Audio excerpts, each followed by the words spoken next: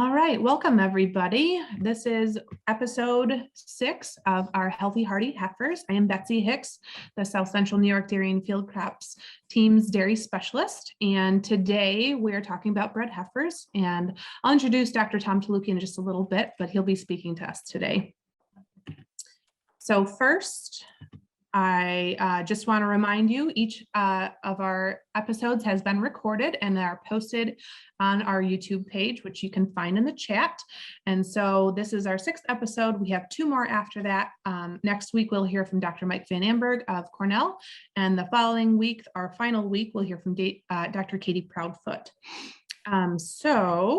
Thank you to our sponsors, Diamond V, Zenpro, Pool and Grain, and Arm & Hammer Nutrition.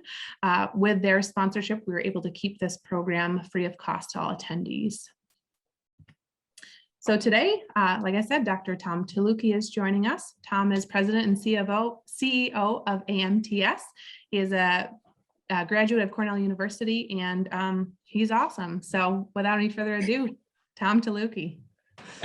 Awesome. Thanks, Betsy. You're welcome. Heifers are something that the entire world struggles with. So that this is actually, I kudos to the 2 teams on putting this program together because this is a huge topic. And you'll see on some of my slides, I put in some funny slides of what the hell, and even some of my phrasing, you know, she's knocked up. All right, now what do we do? So as we go through this, you know, I know we've got Q&A at the end.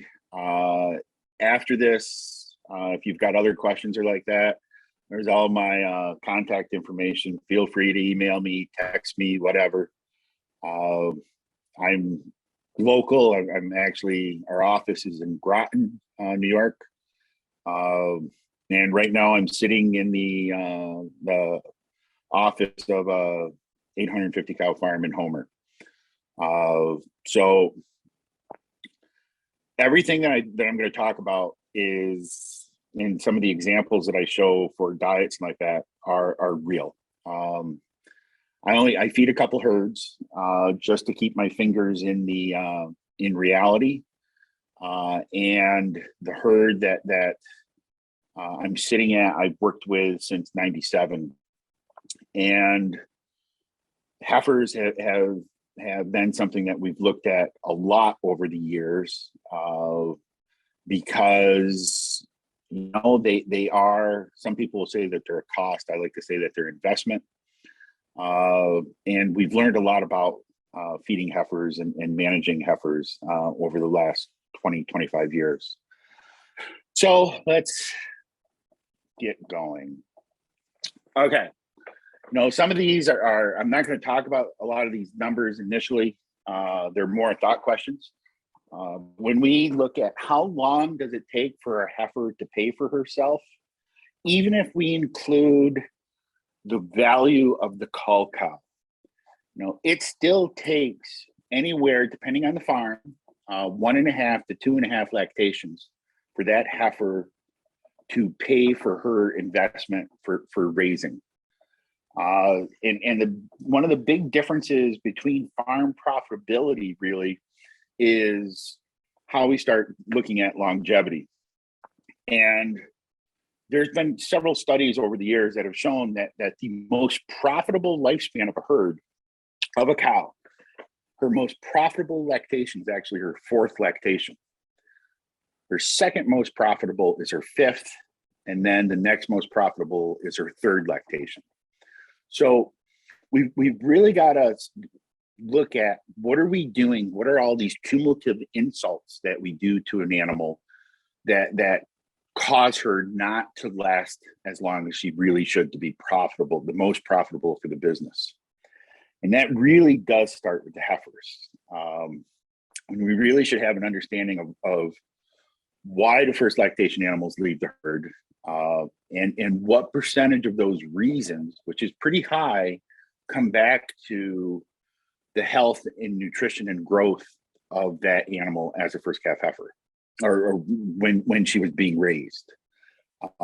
There's a lot of people like to think about what does the herd look like today, or what does the animal look like today.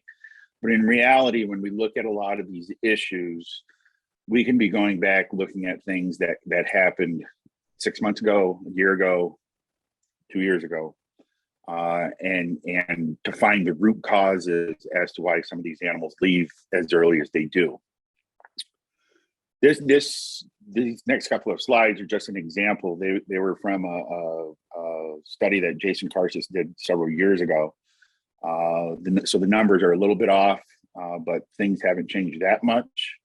But this kind of shows that if we have 1650 milk, and for a first lactation animal that's going to give 26,000 pounds of milk, okay, so you can see that we have a total income of that animal, including the value of the cull cow that she replaced, of about $4,800.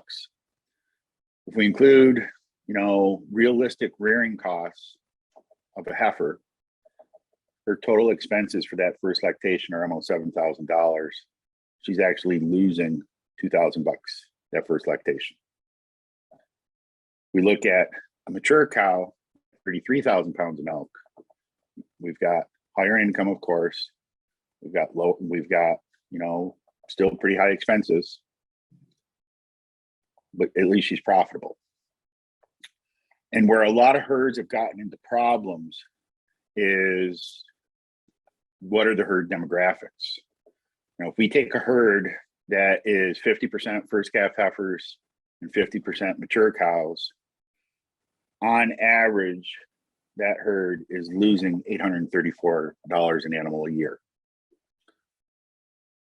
If we're more normal of 35-65 split, in this case, we're still losing money, which is kind of true across the board, especially now with feed price and milk price relationships as they are. But at least our losses are about half of what they were. So I know in a lot of cases where herds are going through expansions where they get lots of heifers in that first lactation, in that a lot of first calf heifers in that first year or two, really struggle from a cash flow side to try and cover all of these expenses. And actually, this was shown, I forget how many years ago this was now, when we had some really bad milk price, decent milk prices. Yeah, this was good milk prices. Cull cows were valued really high. There were some herds that went out there and were like, we're going to clean up the herd. We're going to get rid of all these ugly cows, all these, problem milkers, whatever. We got all these heifers coming in. This will work great. Well, they were running into some really, really bad cash flow problems. And when they went back and looked, the average number of lactations on the herd was 1.7, which for this herd, the average herd life then was 45 months. Well, when they did all the calculations, the break-even point for those heifers was 46 months. They no matter what they did, they had such a high proportion of heifers in the herd that they were consistently losing money, and it was really hurting them on cash flow really bad. Now, it gets compounded on this because how good these heifers are really has a lot to say about what we can do in that first lactation. And one of the things that people all over the world really don't understand, we're getting this word out here because it's such a huge issue, and it's not just for what we set for targets, for growth, for breeding weight, for calving weights and like that, but also when we get into how much antibiotics to give a cow or like that. Our cows are getting bigger. This has been going on for a long time, and it's as we have selected for more milk production, we have increased the body size of the cow. This is actually some data from Cornell. They went back and looked at what the mature weight of the herd was in '93, okay, and they were 1,475 pounds. 2016, when they did this, mature weight was almost 1,800 pounds. Okay, that's about a 1% increase per year in mature size. And we see this all over the place. Where I'm sitting at, the farm's actually has started to bring in some jerseys for multiple reasons. But one of the reasons is the parlor, which was built in '95. Suddenly, the number of cows that are having to be pulled out of the free stall for various reasons because they don't fit. They have problems getting into the parlor. 48-inch stalls are small for these big cows. And it just changes everything on how we eat and manage these herds. You look at this cow here that's on the scale. This was, if you can see closely, she's not fat. She's like in perfect rig for her stage of lactation. And she weighed 2,200 pounds. So I know we have a lot of herds where the average mature weight of these cows, 1,850, 1,900 pounds. So really what we've got to be thinking about is what weights should we be targeting for calving? And there's a direct relationship here with first lactation milk yield. Because if she's not the right weight at first calving, she will give less milk to be able to grow to reach her correct body weight by the end of that lactation. This is some data out of Cornell, and it's week of study. So this isn't even week of lactation. This is a mix of early and mid lactation cows. And you can see that the blue line is first calf heifers. The gray line is mature cows. So these heifers produced 78% of the mature cows. Interesting when you put it on a body weight basis, because they had body weights on all these animals. Those heifers weighed 79% of the mature cows. So it's a great, I wish every farm had scales. There's so many different reasons for farms to have scales, multiple sets of scales. But at a minimum, what we can do is, if you've got dairy comp, just do run a simple command, some peak by lactation group. Okay, oops, P, not G. Okay, and if we compare peaks across the different lactation groups, that whatever that relationship is, so let's say it was 75%, that is a great indication of what their body weight is as well as a percent of maturity.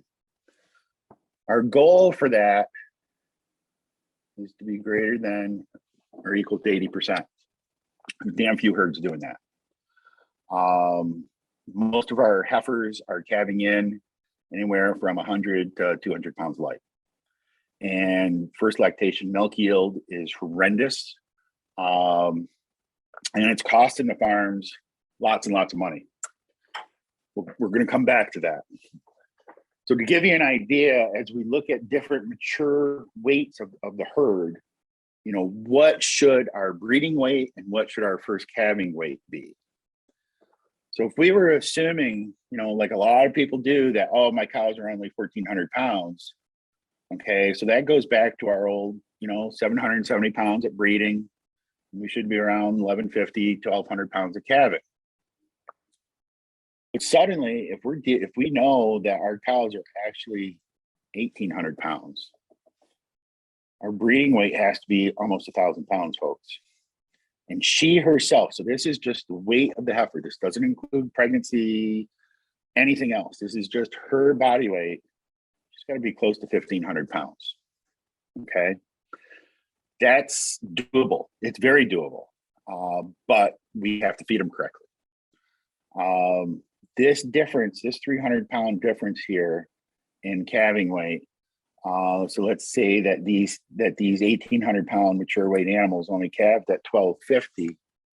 That's a relationship of, I'll say 1,200 divided by 1,800, 67%.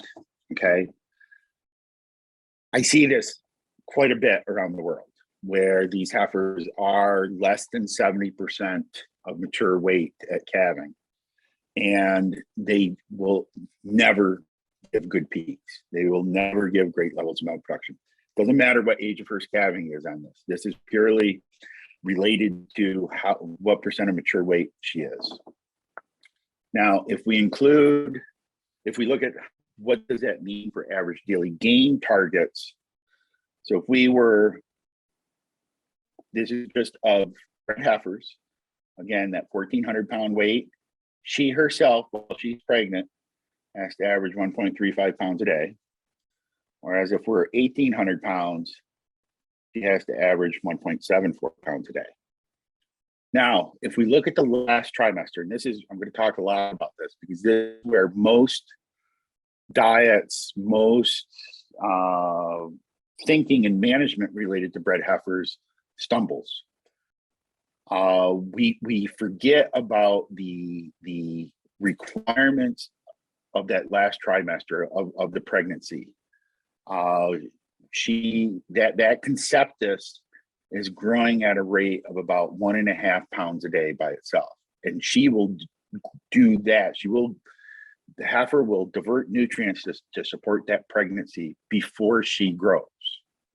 So if we run these animals over scales in that last trimester, that 1,400 pound mature weight animal, including the conceptus gain, she has to be gaining 2.85 pounds a day.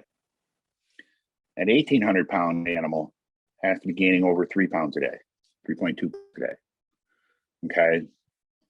That is so that she can maintain that target of 1.74 for her actual gain and the rest going to pregnancy. So we've got to be targeting some really high rates of gain here to ensure that we get those correct calving weights. If we look at a growth curve, okay, 1,800 pound mature weight, you can see this lasts from day 190 of pregnancy through calving. Okay, she's going to calve for 1,800 pound mature weight. Her actual body weight, if we run her across scale, so her weight plus the weight of the conceptus, it's almost 1,600 pounds.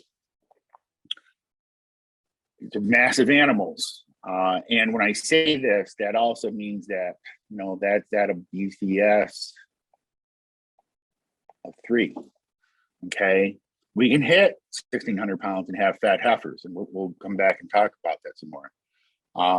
The bigger issue is that we fail to include that pregnancy, and their growth curve on a lot of farms just follows that same line as if they weren't pregnant.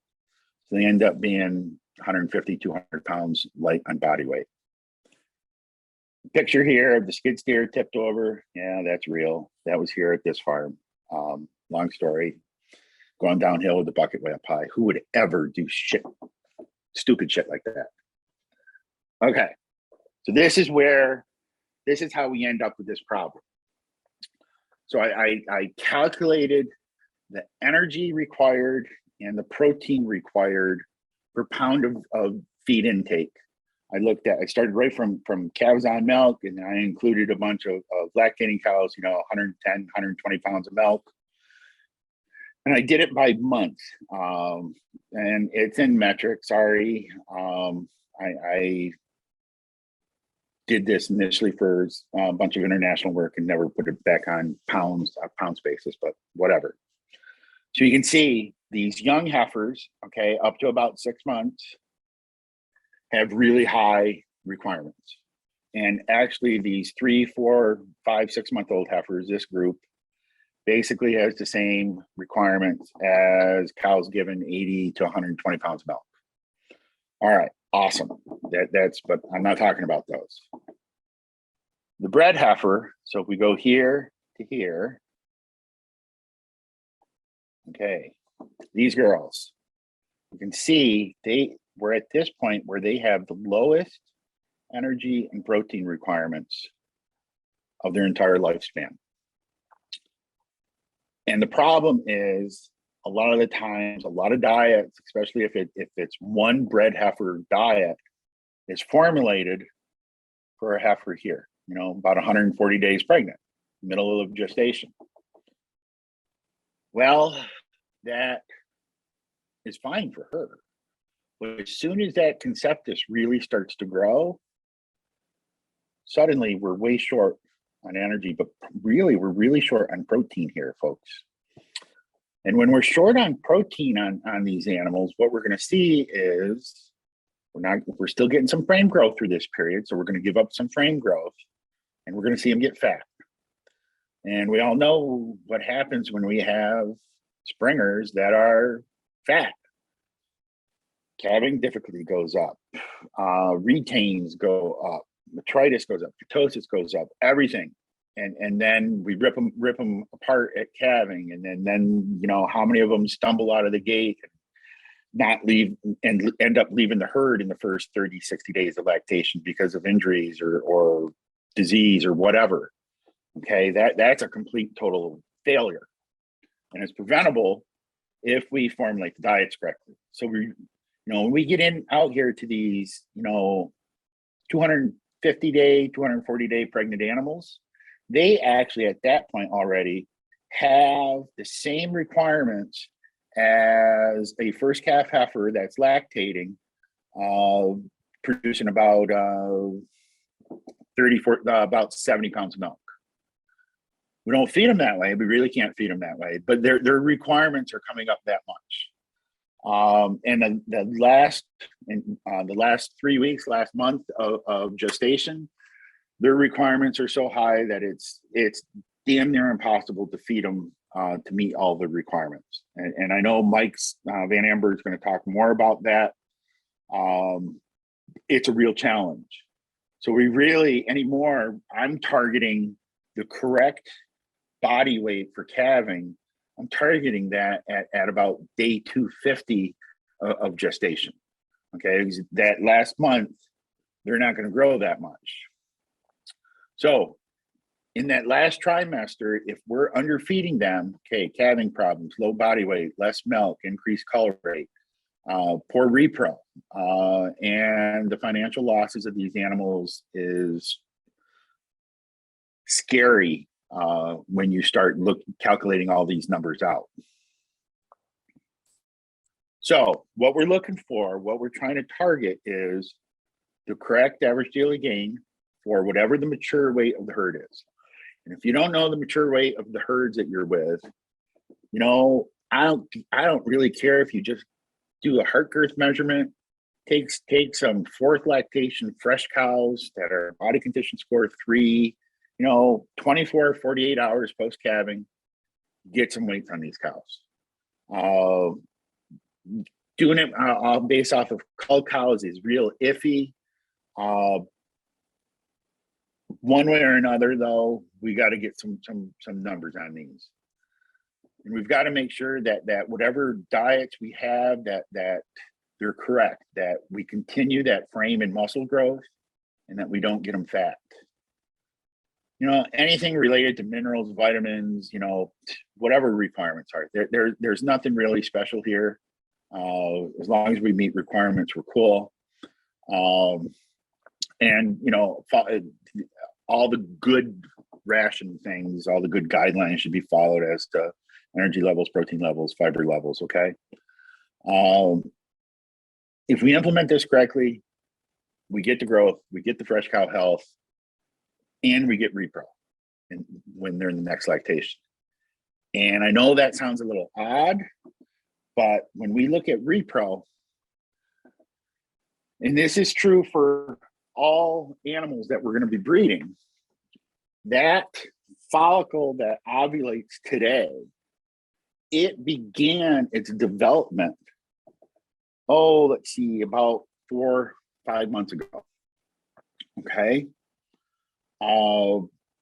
We don't talk about this a lot because we always talk about how do we work on synchronization programs, or be it just using Glutalice or OvSync or Cedars or whatever. The issue is the quality of that follicle that coming out today. A lot of its quality was predetermined by what went on with the animal in terms of stress, nutrition, yada yada yada, heat stress. Oh God, we're still seeing the impact of this last summer on preg rates. Okay, that all started 3 months ago, 4 months ago. If we say that we have a voluntary waiting period of 50 days, so if that heifer comes into heat at 42 days post calving, those follicles started developing when she was 190 days pregnant as a heifer. That next cycle at 63 days, she was actually 170 days pregnant. So if we're deficient in protein, or if we've got heifers that are getting too fat or whatever in that last trimester, we're not only going to mess up her calving and what her production's going to be in the first lactation, we're going to hit repro hard. And it becomes painfully clear when you start looking at some of these herds and heifers. When are they leaving? Why are they leaving? And then going back and looking at what their heifer programs were. Shorting them here is as bad as shorting pre-fresh cows and what impact that has on fresh cow disease. Okay, so, oh yeah, I saw this one. I just thought it was really funny. I'll let you read it. It's definitely not really politically correct, but hell, neither am I. Okay, so body condition score. I don't get hung up on individual animal body condition score. And the reason for that is when you look at the data behind that was used to develop body condition scoring systems, it's really messy. This was actually a study that was done at Cornell in the late 80s, early 90s. This was 5 breeds of beef cattle. They had 3 people do the body condition scoring. They were all trained the same. And then they slaughtered the cattle and did body composition. And if we were perfect, that would be the solid line here. But you can see here's an animal that scored a body condition score 3 on a 1 to 5 scale that actually from a body composition standpoint was the same as a 1. I have an animal here that was scored a 3 that had the same body fat as an animal that was over a 4. These fat pools within the body, there's some differences as to where the animal puts it, how they exhibit that from a visual standpoint. I look at it from trends, and I look at it, I don't work on a 1 to 5 scale. I work on a 3-point scale. She's too thin, she's too fat, she's just right. And I'm trying to keep those heifers, all these heifers, in that just right category. If we want to put a number on it, it's okay. So that's going to be 275 to 325. It's very doable to keep them there, but it's also very easy to get them over conditioned.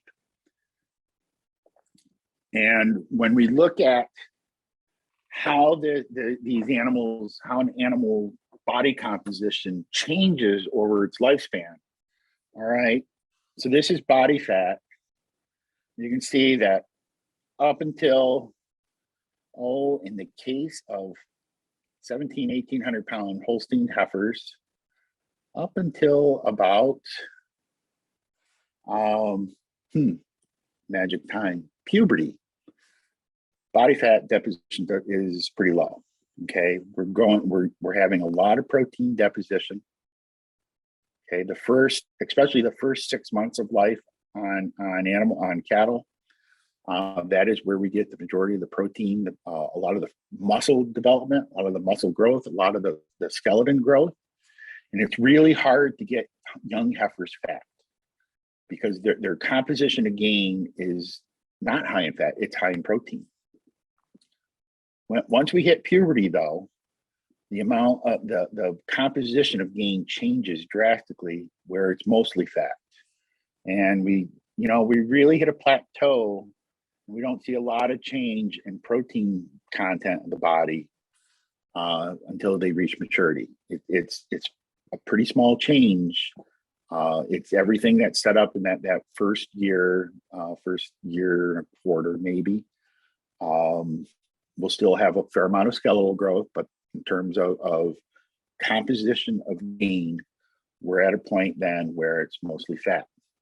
So if we have our energy and our protein balances wrong at breeding, we can make these heifers really fat really quick. Okay, and there's some areas to watch. There's some really interesting areas to watch at this time around puberty. One is, of course, total energy levels,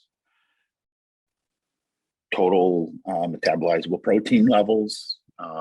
We want to make sure that our MP gain is always greater than ME gain. Okay, so protein gain greater than energy gain. That ensures that we have adequate muscle and frame growth. If it was the other way around, where ME gain is greater than MP gain, you're going to be limited in frame growth to whatever the protein allowable gain is, and then anything extra is going to go to fat. Now, there's another nutrient that I look at that really isn't taught anywhere. It really isn't looked at anywhere, and I stumbled upon it a long time ago. And that is the total lactic acid level in the diet. This would have been early 2000s, and I stumbled upon it initially by something that we had here at the farm I'm at. We used to harvest all of our first cut grass to be of the quality to feed the lactating herd. And always struggling with heifers that were a little over-conditioned. Of course, the breeders and then the vets would complain that there's a lot of internal fat. And on paper, everything suggested that shouldn't be a problem. And one year, because of typical upstate New York weather, we didn't do our first cut grass until after we did alfalfa. So instead of having something that was like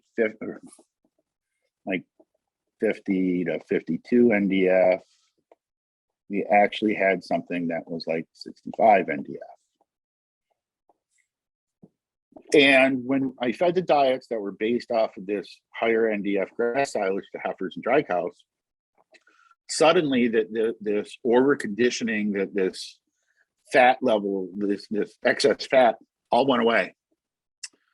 The next year we went back and did first cutting like this again, and within a month, people started complaining that the heifers were getting fat again. Now, like I said, on paper, ME gains were the same. Starch levels were the same. On paper, there was nothing there to suggest that there was a problem. I just stumbled upon and found that there was a pretty big difference in the lactic acid content of these grasses. This was probably in the 6 to 7% lactic acid range, and this was like 2 to 3% lactic. I went back to Dr. Danny Fox, who I did my master's and PhD with, and we got talking about it, and he remembered a study that one of his grad students did that was with Holstein steers, farmer feeders. It was aimed at farmer feeders that were using a lot of corn silage. And they did a study to try and increase the protein content of the corn silage to try and save cost. And they did that by adding urea to the corn silage at harvest. At the end of the day, the only difference between the diets was the final lactic acid content of the diet. The corn silage that was treated with urea had higher lactic. The diets ended up being 3% versus 4% lactic acid. And when they slaughtered those cattle, the animals fed the 4% lactic acid had 28% empty body fat. The animals that were fed the 3% lactic acid diet had 26. And he told me that when he came to Cornell, he and Charlie Sniffen did a similar study with Holstein heifers. That was never published, but he remembered every week, Charlie coming into his office proclaiming, I can't believe how fat those heifers are that are fed the urea treated corn silage. And when I went back, I started digging into the literature and found that this is cattle data. They looked at different pools of fat in the animal and where does that carbon come from. You can see when we get into subcutaneous fat that a third of that carbon is coming directly from lactate. Now, what are our sources of lactate in a cow or in a ruminant? Acidosis. So we switched the rumen over to being to produce lactic acid, or the amount of lactic acid that's coming in from our silages. And it is like a switch, folks. I can take a thin, relatively thin heifer and make her fat on an all silage based diet in a month. It is really, really cool stuff. This doesn't even have to be Northern California anymore since recreational cannabis is legal in New York now. But be sure that you rescue feral cats, that it's actually a cat. Hey, California banned all small engines in a couple of years, so lawnmowers, chainsaws like that are going to be, you're not going to be able to buy new ones. There's a bill working its way through that New York's going to do the same thing. So we're all going to need new weed string trimmers. So we've all got to have some vegan friends.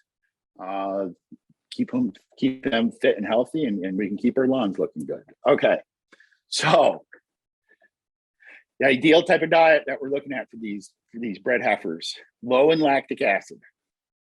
Okay, less than 4%. Now we've got to watch our silages, because if we have, especially if we're using inoculants that are not Buchneri inoculants, just standard inoculants, we can have corn silage. I've seen corn silages in the 7 to 8%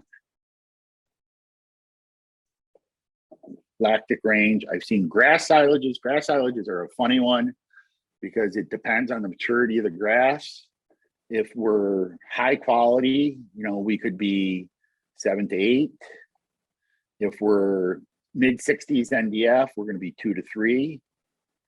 Okay, I've seen, and it's something I have to deal with a lot in Northern Europe, where they do a lot of really high quality ryegrass, low 40s on NDF. I've seen lactic acids on some of that stuff upwards of 20%. So there's no way to correct diets feeding high lactic levels. This lactic is going right into the energy system.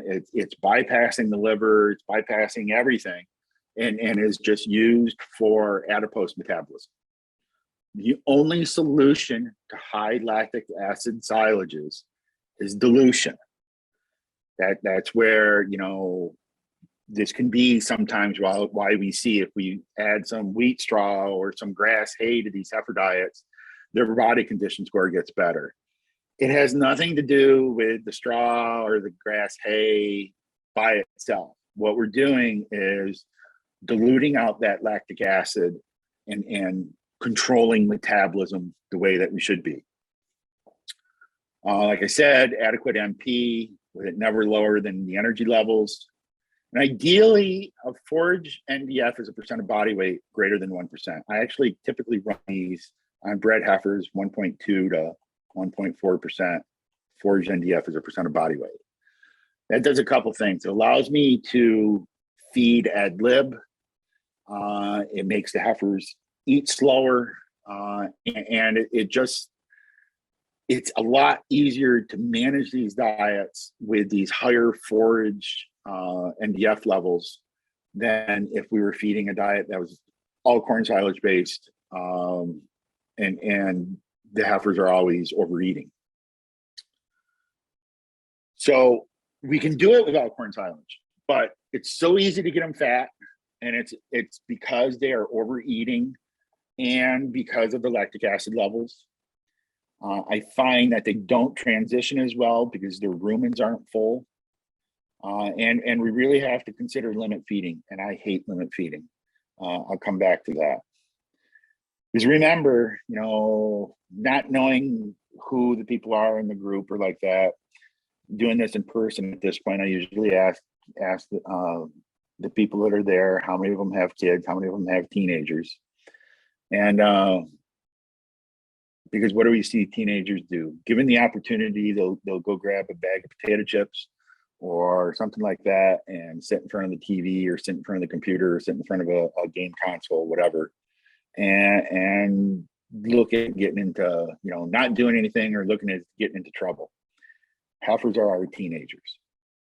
And if we don't give them something to do, be it eating slow or running around, or hell, I've even seen some people give them some toys. They look at getting into trouble, and it's either going to be eating the barn, breaking things, whatever. So anything we can do to keep them busy is a good thing.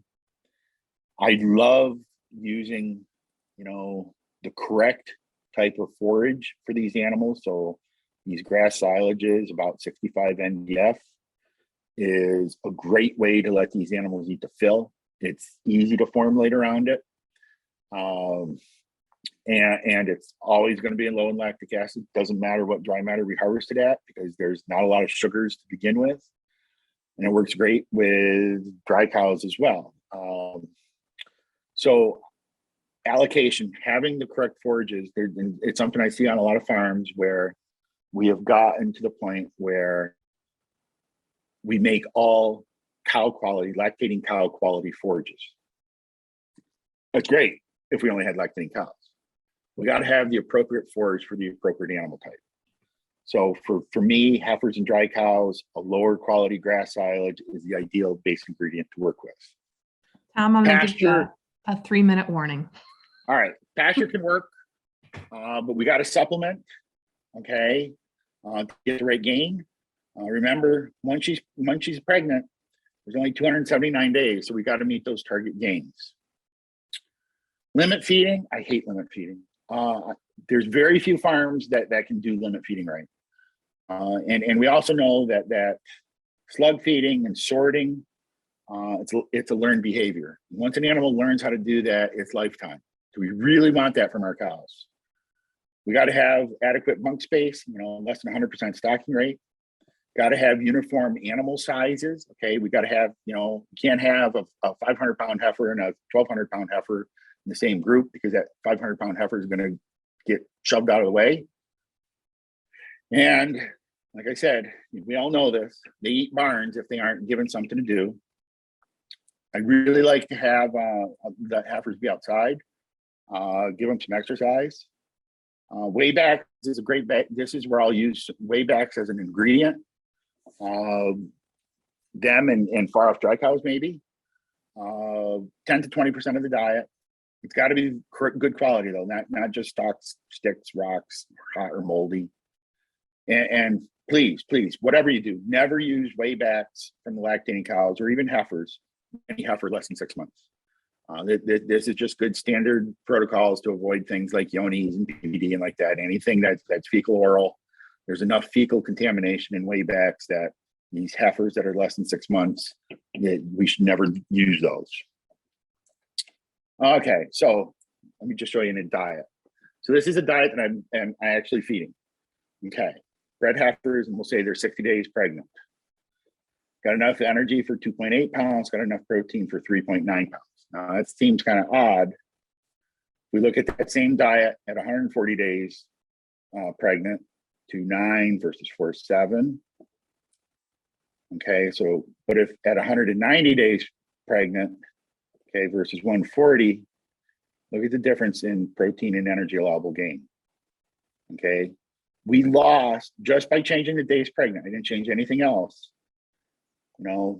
There's that much protein that's going to the conceptus.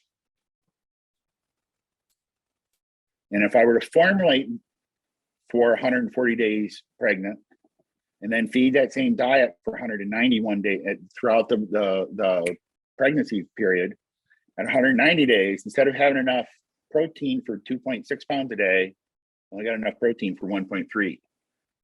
Okay, so we've really got to be careful as to how we formulate the diets for these heifers. Never formulate, unless you can do them as a separate group, always formulate them for the last trimester. That makes sure we have enough protein, especially protein in those animals. Yes, it means we're overfeeding the earlier pregnant heifers, but that's okay. Wasting a little bit of money like that is way better than having undersized heifers at calving. Here's what the last trimester looks like in terms of growth of that heifer. So we've got her growth, and this is her growth plus the weight of the conceptus. This little bump up here, or this little period in here, also includes mammogenesis. So that last 3 weeks between the development of the mammary gland, the development of colostrum and like that, that adds, you know, a lot more requirement onto these animals. Like I said, though, Mike will talk more about this stuff with you guys next. So let's see. We can always make sure protein gains greater than a pound over energy gain. Okay, just have that safety factor in there. Not a lot. It's not a big deal, but that last trimester, there's about 1.3 pounds of protein allowable gain that's going for pregnancy. We could, you know, if we wanted to split and have a early bred heifer ration and a late bred heifer ration, if we've got enough heifers that we can justify that, awesome. But if we're feeding one bred heifer diet and we have a mixer that is sized correctly, that can handle both of those groups as one mix, be very careful, because, you know, let's not just think about raw feed costs. We've got to think about the cost of that mixer and the payloaders or whatever to load the payloader, labor, equipment, everything. It's damn expensive, folks, to make a load of feed. You know, using some standard numbers for labor and equipment rates cost about 112 bucks to make a load of feed. And if I've got a mix that I can do 245 animals worth, that costs me 46 cents a heifer a day. If I say I'm going to feed two mixes and they're only going to be half batches, my labor and equipment cost double, 92 cents an animal a day. About 46 cents, that's about 2.6 pounds of soybean meal or equivalent, or about 4.5 pounds of wheat. So overfeeding some protein into the early pregnant heifers is a hell of a lot cheaper than splitting a load, making two separate diets when you include labor and equipment costs. Exercise, I'm a huge proponent of getting these heifers outside if it's possible. We see it all the time where freestall and tie stall heifers don't have the same muscle development as heifers raised in dry lots. And it's all because of lack of exercise. It's great if we can get them outside because they will spend a lot of time outside, even if it's 20 below and the wind's blowing and it's snowing like hell. You'll see these dumbasses running up and down the hillside and they're happy as hell. The problem is doing this with CAFO regulations. We're pretty limited as to what we can do to letting them on hillsides and like that because of erosion control.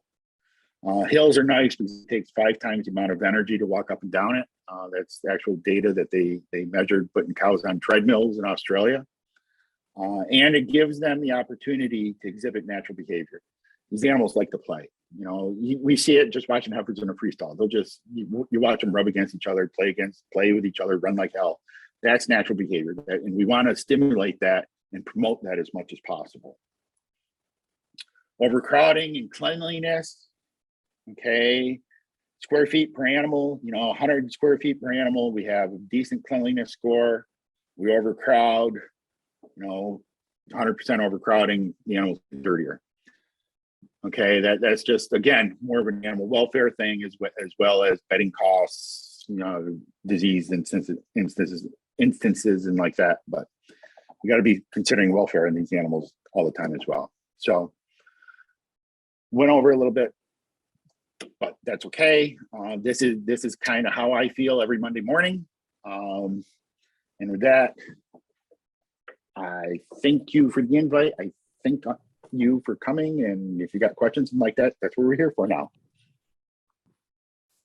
Thank you, Tom. That's awesome. Lots of really good info and lots of great reminders for folks with those bred heifers. So we'll give folks a few seconds to put some questions in the Q&A box. And while we wait for questions to pop up, I have a question for you. Yep. So towards the start of your presentation, you were talking about the negative economic impact and like calving troubles and a variety of other different things if heifers are underfed. So for farms that cannot separate first calf heifers from mature cows, would you prefer to see heifers underfed or mature cows overfed in terms of energy? Okay, well, that's a great question, actually. And when we look at the energy and protein requirements of that first calf heifer in relation to a mature cow, when we put it on a per pound of dry matter intake, they're not really that different. And that's because those heifers, their growth requirement is still so high. Yes, they're going to be given 20% less milk, but their total requirement isn't that drastically different because of growth. Some of the big issues, the whole reason actually that we see segregating first calf heifers in their own group as a huge positive is a social thing. It's a social structure thing. Pecking order in cows is based upon age and body weight. We've seen it here where people, because we group here mostly by age, and we've seen it where cows get mixed up. We can take this ratty old fifth lactation cow, throw her in, she gets thrown in with a group of second lactation animals that are 100 pounds bigger than her. And within a couple hours, she's controlling the pen. All she does is fight with everybody. You throw her in the pen where she belongs, all the old cows, and they just sort of look at each other like, "Oh, hey, Martha, how are you? You're back. Okay, let's go play bridge."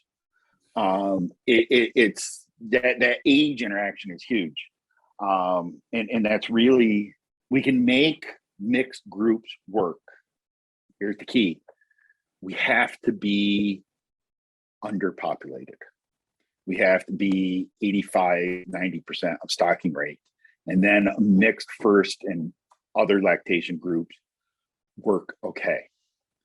We start getting 105, 110% stocking rate, and it's those first calf heifers that end up getting beat up the most. Yeah, that makes sense. Thank you. Okay.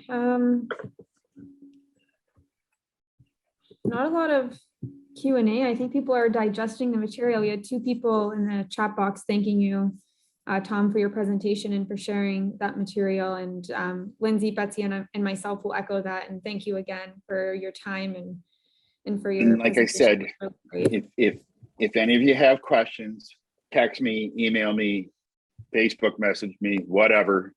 I'm on almost all the platforms, so just look for me and I'll be more than happy to answer any questions. Okay, great. Thank you so much. Okay, so with that, we'll wrap up and we will thank our sponsors once again, Diamond B, Zimpro, Pool and Grain, and Arm & Hammer. Without their sponsorship and without their support, this program wouldn't be available to all of you at no cost. So we just want to take the opportunity to thank them again. And thank you again, Tom. That was excellent. And we will see you all next week, same time, same Zoom link for Dr. Mike Van Amberg, and he's going to talk to us about more nutrition related topics. So, all righty, thanks. Cool. Thanks, everyone. Have a great day.